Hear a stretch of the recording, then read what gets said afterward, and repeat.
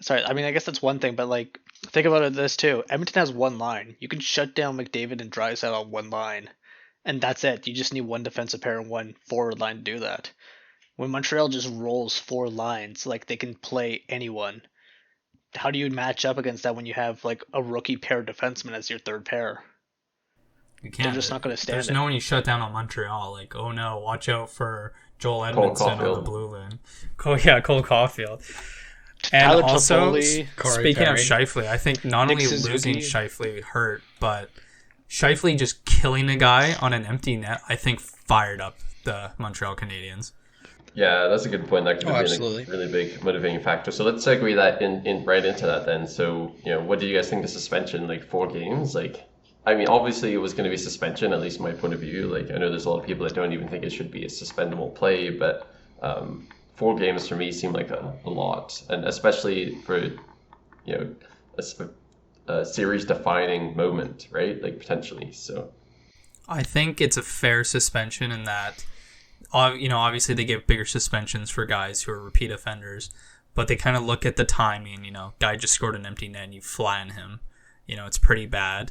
And I honestly think Scheifele could have gotten reduced, but when you come out to the media and you're just totally non-apologetic about it, and you're blaming the NHL, like, yeah, you're going to get the 4 suspension, and then if he ever gets suspended again, they're going to bring the hammer down on you. Like, I well, think they he didn't should do give that his till head a after shake. the decision was made, though. Like that didn't change anything. Like No, absolutely, Yeah, but he didn't bring the. you can repeal it as suspension, though. Like, every time Like, Tom it Wilson works so gets well one. for Kadri. Kadri doesn't. You got to do it like Tom Wilson. Watch every time Tom Wilson gets a suspension, he always gets it repealed, like a couple of games. Because he goes to the media and he's all sorry about it, and he talks to the NHL, you made the right decision and I won't do it again, even though he's going to do it again. You got to be apologetic about it and feel bad about what you did, but Scheifele going out to the media and being like, oh, boo-hoo, the NHL shut me down instead of Montreal. It's just a terrible look. Philippe Deneau, but It is a. yeah, No, it is a terrible thing. go ahead, Connor. Sorry, bud. Sorry, the lag. Go ahead. Go ahead. Yeah, my internet's real bad on my end. But yeah, no, I think actually I would have preferred a series ban, like the entire series, 6 games would have been my Precisely. ideal one. Even though he isn't a repeat offender, if you watch that game, he was getting really angry, really chippy, really frustrated throughout the game. The writing was on the wall that something bad was coming to happen. And if you watch that play over and over and over again, he stopped skating to line up a hit. He could even then he could have made a stick with play to stop a goal and then maybe go the other way. No, he just wanted to injure. That's bad. Like that, there's just no excuse. This is a prime example of the NHL having to come down. I'm going to take a different approach. I think the NHL messes up suspensions so much that with Kadri and Scheifele, they were like, this almost has to be a makeup call from the league. I do think both of those plays were suspensions. I just want to make sure that's clear. But I think 4 games was a little long. If you look at Ryan Reeves last year, who murdered Nick Schmaltz in the pre-playoff games, who never returned, never played a single playoff game, didn't even get a penalty, didn't even get a fine, didn't get anything.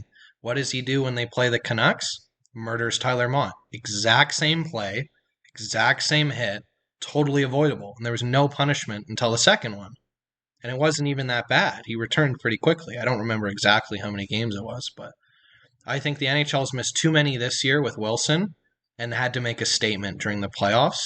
I would have given probably 2 to 3 games. Wouldn't have made big of a difference for Scheifele at the end, but that's just my opinion. I think the NHL misses too many calls, and then when something happens, and sometimes they just overreact and give too many games. fair enough. I mean, they did also miss a Reeves one too. They gave Reeves 1 game for a pretty blatant injury in the very first series against the Wild. And that's what I mean. There's clearly favorites. I don't know if it's players or teams, and I could just be going off on this crazy conspiracy talk right now.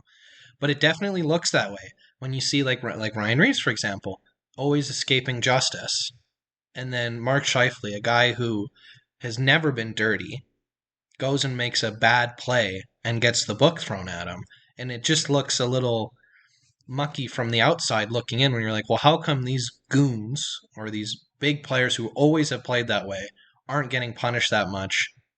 But when we go do it, it's always we always get the book thrown, and I think a lot of fans feel that way with different players like Tom Wilson this year.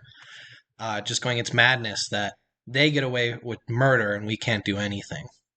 And I still feel like that, like, even with Scheifele out, they still have the firepower to win at least 1 or 2 games against Montreal Canadiens. So, what happened to the offense? Like, what is it about that offensive structure that they need Scheifele in? Like, it's two seasons in a row that Scheifele's been out of a series, and they just haven't performed. But, like, I mean, Kyle Collins pretty good. Like, he had, like, 7-8 points, I think, in the postseason. There's some good firepower there. I'm just not sure what is it about Scheifele that makes them all click, and when he's gone, they just fall apart. Like, So it's a mix of Scheifele being an elite player and who's his replacement. Where, like, when you look at, let's just use the Flames, for example. If Monahan gets hurt, you can always put Lindholm at center, who's still really good. Or you can bring up Backlund, who's not as good as Monahan. I know I threw a lot of shade at him in the Flames video, but still a decent center. Where with the Jets, as I was saying earlier, where Pierre-Luc Dubois is playing on the 4th, 3rd line, can't play center. Who's the next center? It's Adam Lowry, who is a really good 3rd line center, but he's not a 1st line center.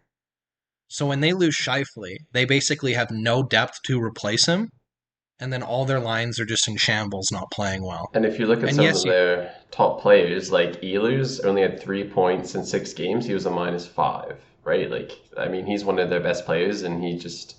I think he was still hurt. I think he hurt his collarbone because he was hurt, remember, before the season. And it was his first goal back against Edmonton.